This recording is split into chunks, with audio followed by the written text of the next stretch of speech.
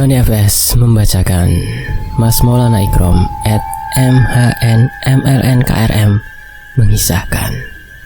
Cerita Iblis Tanah Solo ternyata mengawali bagaimana aku menjadi lebih peka, lebih sensitif dengan mereka yang tak terlihat. Ini dia kelanjutan dari yang kemarin ya, Iblis Tanah Solo, bagian keduanya.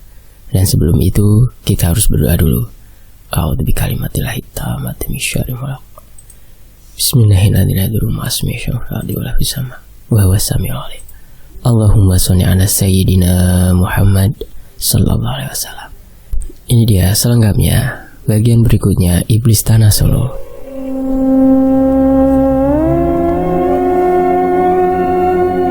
Sebuah cerita pendek tentang bagaimana dahsyatnya air wudhu sebagai sekat penghalang dari godaan syaitan yang terkutuk.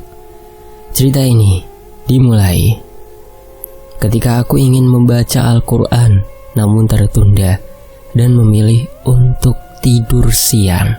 Loh, kok cerita horornya siang hari? Iya emang. Cerita ini sangat pendek namun bagiku adalah suatu pelajaran yang sangat berarti.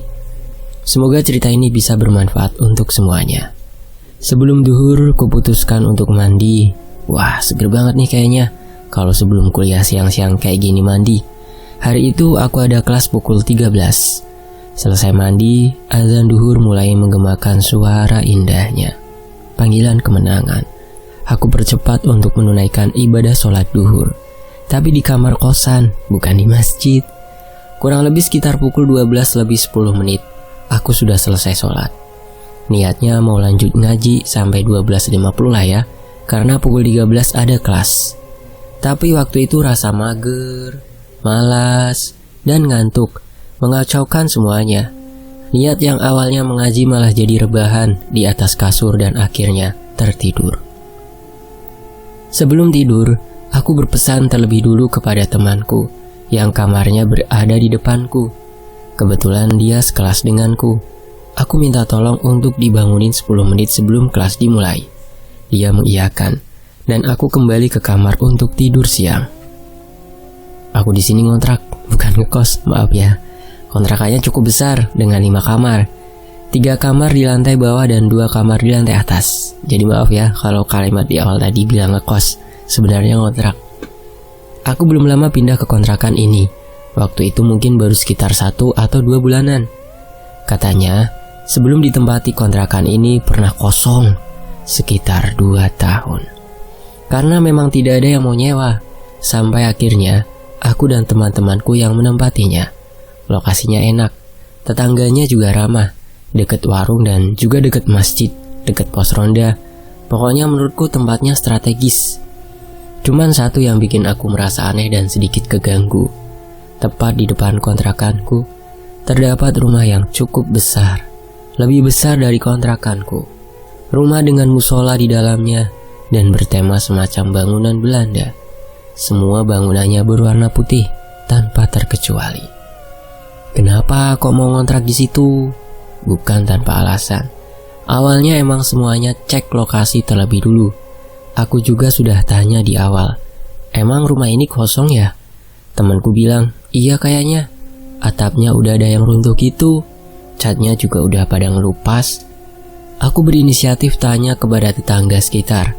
Dan memang rumah itu sudah kosong lebih kurang 4 tahun. Ibu kontrakan nggak pernah menceritakan soal ini.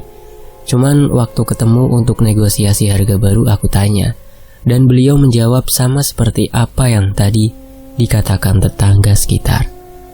Aku tanya lagi ke ibu kontrakan, emangnya rumah itu kenapa kosong ya bu? Beliau menjawab, ya mungkin karena emang yang punya enggak mau nyewain rumahnya aja. Setelah negosiasi selesai, aku meminta untuk diberikan waktu. Kalau memang jadi, nanti tak kabarin lagi ya bu. Ibunya sepakat. Padahal aku mikirnya kalau ingin mencari tahu lagi informasi mengenai rumah tersebut. Setelah tanya lagi ke tetangga sekitar, katanya emang gak pernah ada gangguan-gangguan gaib. Hanya saja, mereka bilang kalau rumah tersebut dulunya dikontrakan dan cewek-cewek yang nempatin. Cuman saja katanya mereka takut karena banyak gangguan selama ngontrak di sana. Dan akhirnya sampai sekarang rumah itu masih kosong. Kembali ke tidur siangku. Waktu tidur, aku mimpi membuka rumah tersebut. Rumah dengan sepasang pintu besar kanan dan kiri. Aku membukanya lebar-lebar dengan kedua tanganku, layaknya orang yang sedang melemaskan kedua tangannya ketika baru bangun tidur. Iya, akhirnya semuanya rasanya mau masuk ke dalam tubuh dan ragaku. Puluhan, bahkan ratusan energi rasanya seperti menabrakku, memaksa untuk masuk ke dalam tubuhku. Tapi ada sesuatu yang menahan sampai akhirnya mereka tak bisa masuk ke dalam tubuhku. Walaupun raga rasanya sudah terombang-ambing, namun tetap mereka terhalang sesuatu dan tak bisa masuk. Aku nggak tahu bagaimana jadinya kalau waktu itu aku sudah tidak dalam kondisi suci. Maksudnya wudunya udah batal. Mungkin saja aku akan kesurupan, lemes, dan sebagainya. Sampai saat ini aku masih penasaran, ada apa sebenarnya di rumah tersebut?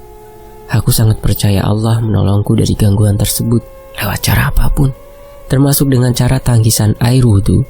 Sungguh luar biasa. Beberapa minggu kemudian, aku yang sedang bersantai di depan kontrakan melihat rumah kosong itu terbuka. Dibuka oleh seorang laki-laki yang sudah cukup tua.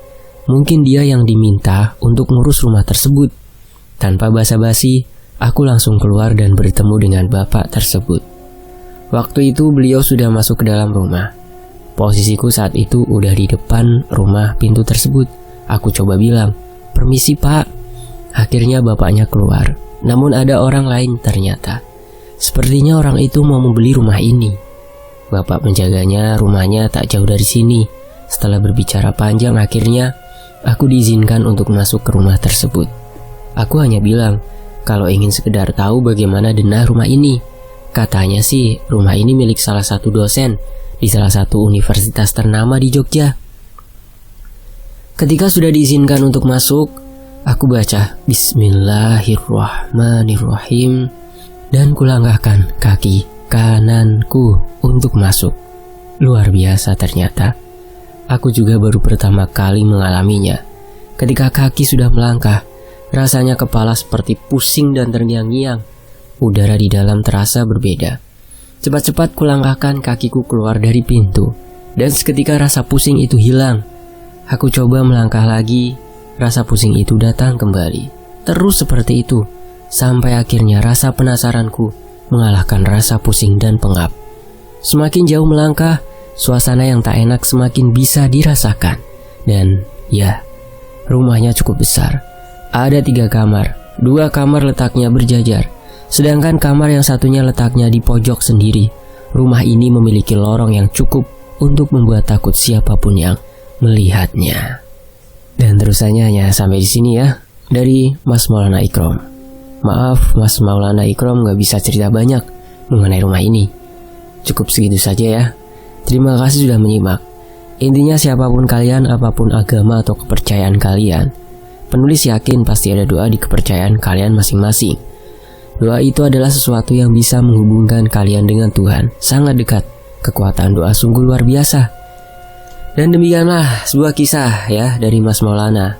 Yang bagian pertama, beliau melihat sesuatu sosok, mungkin jin, jin itu ya, penjaga ya, di rumah yang buat penyimpanan lumbung padi. Mungkin orang sekitar masih berkeyakinan seperti itu ya. Ya kita hargai saja. Yang penting tidak mengganggu kan. Dan berikutnya ini soal kejadian ya paranormal experience yang dirasakan oleh Mas Maulana ketika dia ada atau tinggal di kontrakan. Ya diganggu-ganggu gitulah ya. Sampai di sini ya teman-teman ya. Tony FS pamit. Wassalamualaikum.